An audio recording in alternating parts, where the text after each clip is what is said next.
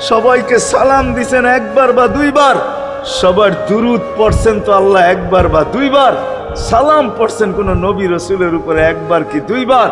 আর বন্ধুর সালাম প্রতি জুমা ইমাম আছে, খতিব আছে, ইমামরা একটা আয়াত পড়ে কোরআনের, ইন্নাল্লাহা ওয়া মালাইকাতাহু ইউসাল্লুনা আলান নবী ইয়া আইয়ুহাল্লাযীনা আমানু সাল্লু আলাইহি ওয়া সাল্লিমু তাসলিমা।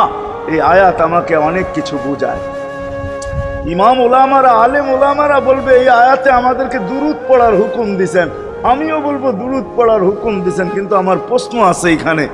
আমার প্রশ্ন, আল্লাহ আমাদেরকে পড়তে বলতেছেন, ঠিক আছে, আমরা কয়দিনই থাকবো আর কয়দিনই পড়বো, একদিন তো আমরা মারা যাব, তো আপনার বন্ধুর উপরে দুরুদ কে পড়বে? আল্লাহ বলে, বেওকুফ, দেখোস না ফেরেশতাদের নাম নিছি, ফেরেশতারা পড়বে। আমি যদি আল্লাহকে উল্টা প্রশ্ন করি, একদিন তো ফেরেশতাও থাকবে না, মালাকুল মউত মারা যাবে। আপনি আরশের নিচে লিখেই রাখছেন, ইন্নী কাতাবতুল মাউত আলা মান তাহতা আরশি আল্লাযী হাইলা ইয়ামুত ফাহুয়া ফাওকা আরশি।